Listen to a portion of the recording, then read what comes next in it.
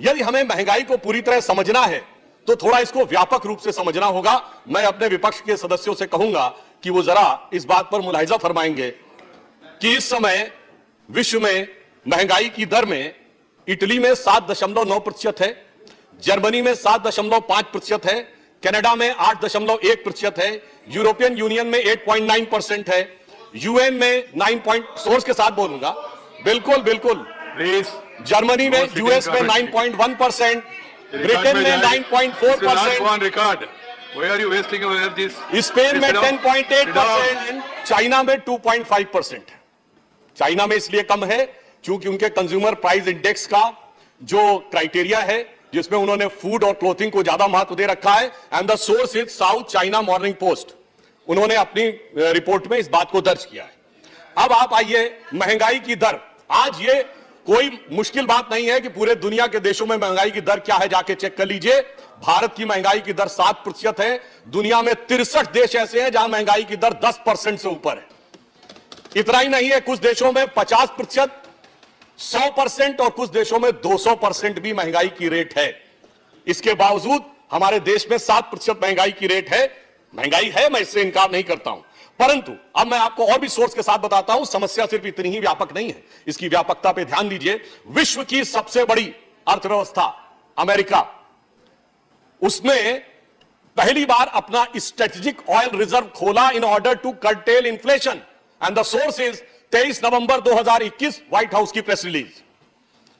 कभी बताइए, आपको ज्ञात इतिहास में ध्यान हो, बहुत बड़े बड़े विद्वान ज्ञाता लोग हैं हमारे विपक्ष में, जब उन्हें याद हो कि अमेरिका ने महंगाई को नियंत्रित करने के लिए अपना स्ट्रेटेजिक ऑयल रिजर्व खोला हो, और उस खोलने के बाद कितना अंतर आया है। अमेरिका के एनर्जी डिपार्टमेंट की प्रेस रिलीज 26 जुलाई 2022, वो ये कहती है कि स्ट्रेटेजिक ऑयल रिजर्व खोलने के बाद भी 40 सेंट पर गैलन ही कम हुआ है। यानी समस्या कितनी व्यापक और गहरी है, उसे समझने के लिए यह आवश्यकता, बिल्कुल साहब टू दी पॉइंट बोल रहे हैं, जब आप बात करने का प्रयास करते हैं तो समस्या कितनी व्यापक है उसको समझने का प्रयास करिए। समस्या, सब्जेक्ट है महंगाई, और महंगाई की बात मैं यह भी कह रहा हूं, हमारे विपक्ष के सबसे प्रमुख नेता ने जिस धरती से जाके ज्ञान दिया था, उस धरती पर 9.4% है ब्रिटेन में। ये बताइए, वहां से जाके महंगाई की बात की थी। हम विषय पे बात कर रहे हैं, और इसलिए विषय पे बात कर रहे हैं क्योंकि आपने वहीं से जाकर महंगाई के बारे में सबसे पहले बताया। अब मैं यह भी बताता हूं कि विश्व में महंगाई की समस्या सिर्फ इतनी नहीं है, हम सबने, जी हम बिल्कुल बता रहे हैं, रिकॉर्ड में नहीं जाएगा, दुनिया में ही, देश में नहीं, दुनिया में भी क्या स्थिति है समझने की जरूरत है। आप हमारे मकान की मजबूती की बात कर रहे हैं तो जलजले पर भी नजर डालिए। और चाइना के अंदर भी मीडिया में यह रिपोर्ट है कि कितने बैंक जिन्होंने अपना डिफॉल्ट कर दिया पेमेंट, उसका तो लोकसभा में वित्त मंत्री महोदया ने विवरण दिया है। यूनान प्रोविंस में यह भी रिपोर्ट है कि बैंकों के बाहर टैंक लगाने पड़े। यानी यह स्थिति है विश्व में चारों तरफ अर्थव्यवस्था की। और समस्या सिर्फ इतनी नहीं है, आज यह कहा जा रहा है कि हम लोग मंदी की तरफ जा रहे हैं। महंगाई से बड़ा विषय सभापति महोदय मंदी का है, और इस पर फिर सोर्स के साथ बोल रहा हूं, ब्लूमबर्ग की पूरी दुनिया के, भारत सहित देशों के बारे में मंदी की रिपोर्ट भी उपलब्ध है, जिसके अनुसार इस समय अमेरिका के मंदी में जाने की संभावना है 38%, यूरोपियन यूनियन की है 50%, चीन की है 20%, ऑस्ट्रेलिया की है 20%, और साउथ कोरिया और जापान की है 25%। अब मैं आ रहा हूं के बारे में कमेंट मत करिए। अब ब्लूमबर्ग के अनुसार भारत की अर्थव्यवस्था को मंदी में जाने की संभावना है 0%। विषय पे आ रहा हूं, इसलिए मैं कहना चाह रहा हूं, मैं क्यों विषय बता रहा था, अरे हमारी हालत तो वो है कि समुद्र में सुनामी आई हुई है, अगल बगल के जहाज पलटे गिरे जा रहे हैं, हमारा कैप्टन कितनी सावधानी के साथ जहाज को लेकर आगे जा रहा है, और ये कह रहे हैं कि अगल बगल के पलटते जहाजों को मत देखो, हमारे जहाज पे आते हुए हिचकोले को देखो। तो मैं कहना चाहूंगा कि हमारे प्रधानमंत्री मोदी जी तो इस प्रकार की परिस्थितियों के आदी रहे हैं। विपक्ष चाहे जितनी भी कांटे बिछाता रहे और कितनी विपरीत परिस्थितियां हो, मैं उनके लिए एक पंक्ति कहना चाहूंगा कि वह पथ क्या, पथिक कुशलता क्या, जो पथ में बिखरे शूल न हो, और नाविक की धैर्य परीक्षा क्या, जो धाराएं प्रतिकूल न हो। तो इस प्रतिकूल धारा में हम अपनी अर्थव्यवस्था को कैसे ले जा रहे हैं। अब अगली बात आती है, डॉलर के मुकाबले रुपए की वैल्यू कम हो रही है। डॉलर के मुकाबले रुपए की वैल्यू क्यों कम हो रही है, और वास्तविकता में रुपए की स्थिति क्या है, यह भी मैं आपको बताना चाहता हूं कि इस समय प्रकाश जी ने इस विषय का थोड़ा सा जिक्र किया कि चाइना की करेंसी के मुकाबले रुपया स्थिर है, येन के मुकाबले रुपया बेहतर हुआ है, स्टर्लिंग पाउंड के मुकाबले स्थिर है और यूरो के मुकाबले थोड़ा इंप्रूव किया है। तो सिर्फ अमेरिका केंद्रित मानसिकता से थोड़ा बाहर आइए और उसके बाद भी आपको दिखेगा कि वास्तविकता क्या है। और अमेरिका में भी डॉलर के मुकाबले हमारी रुपए की वैल्यू क्यों कम हो रही है? क्योंकि अमेरिका अपने डॉलर के मूल्य बढ़ा रहा है। मैं फिर कोट कर रहा हूं, 27 जुलाई 2022 सीएनबीसी की रिलीज, वो कहता है Federal Reserve hike the interest rate by 0.7% points for second consecutive term in order to contain inflation. वो अपनी महंगाई को बचाने के लिए लगातार दूसरी बार 0.7% पॉइंट की बढ़ोतरी कर रहे हैं। इस कारण से डॉलर के मूल्य में आपको यह अंतर नजर आ रहा है। इसीलिए येन हो या यूरो हो या स्टर्लिंग हो, वो अंतर नहीं नजर आता है। अब भारत में हमने क्या किया? मोदी जी के नेतृत्व में निर्मला जी जो काम कर रही हैं, हमारी स्थिति क्यों बेहतर है उसका भी मैं कारण बताना चाहता हूं।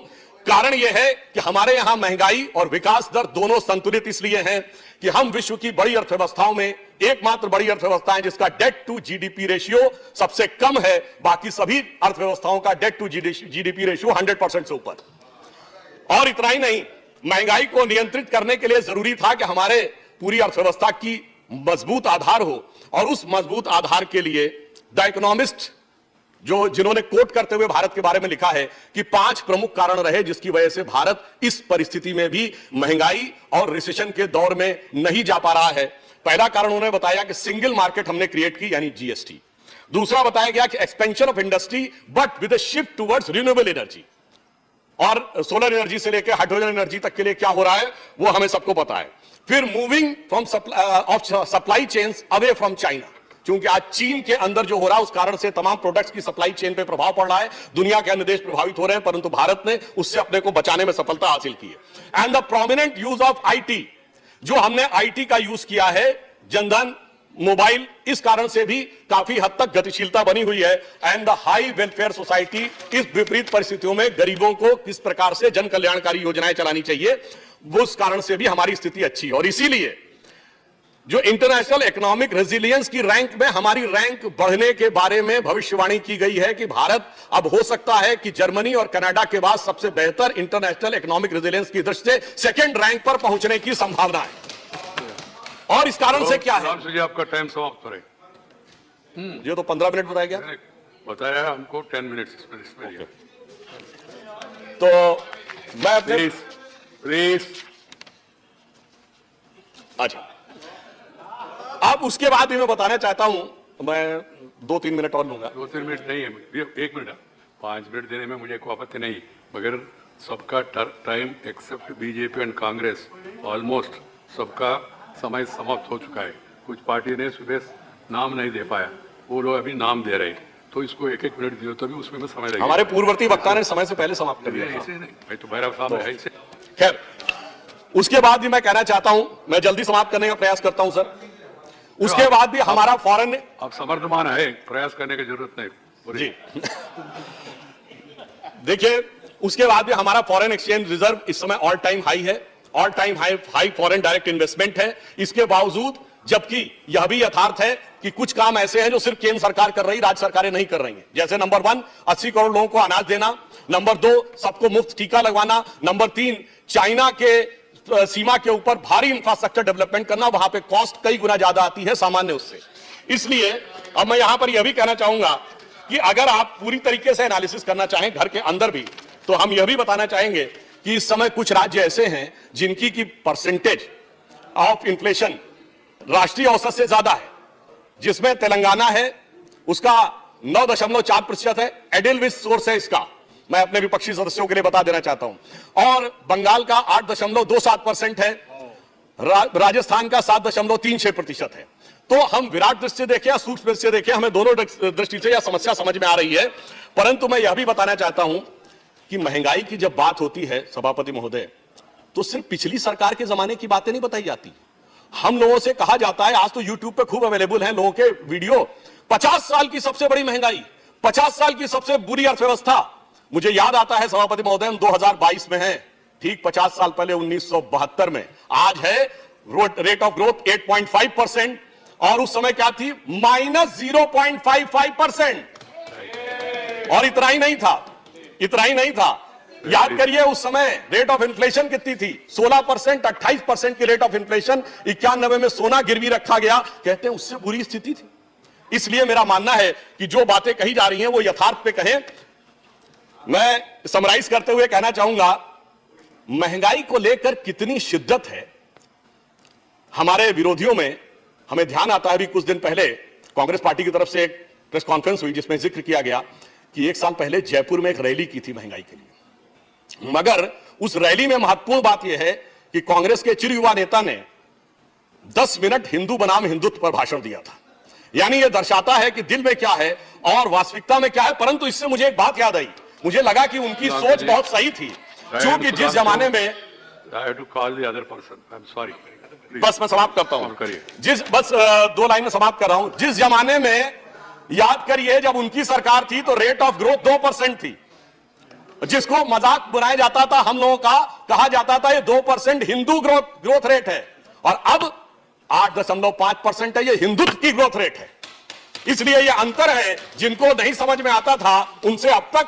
और अंत में मैं सिर्फ ये कहना चाहूंगा कि तुलनात्मक दृष्टि से बहुत सारे आंकड़े थे, उसमें ना जाते हुए, हां, शक्ति सिंह जी ने कहा ईमानदारी से स्वीकार करिए कि महंगाई है। हम कहते हैं हां बिल्कुल है जनाब, मगर इस समय चमन में बाहर का नहीं खिजा का माहौल है। इसके बावजूद हमारे माली ने जिस ढंग से सींचने का प्रयास किया है और आपने जो किया था, यह पंक्ति कहते हुए समाप्त करता हूं, महंगाई को लेकर जो थोड़ा कष्ट हो रहा है जनता का, उसके प्रति संवेदना व्यक्त करते हुए मैं कह रहा हूं, सुनिए, चमन को सींचने में पत्तियां कुछ गिर गई होंगी, यही इल्जाम हम पर लग रहा है बेवफाई का, मगर कलियों को जिसने रौंद डाला अपने हाथों से, वही दावा करे हैं अब चमन की रहनुमाई का। धन्यवाद।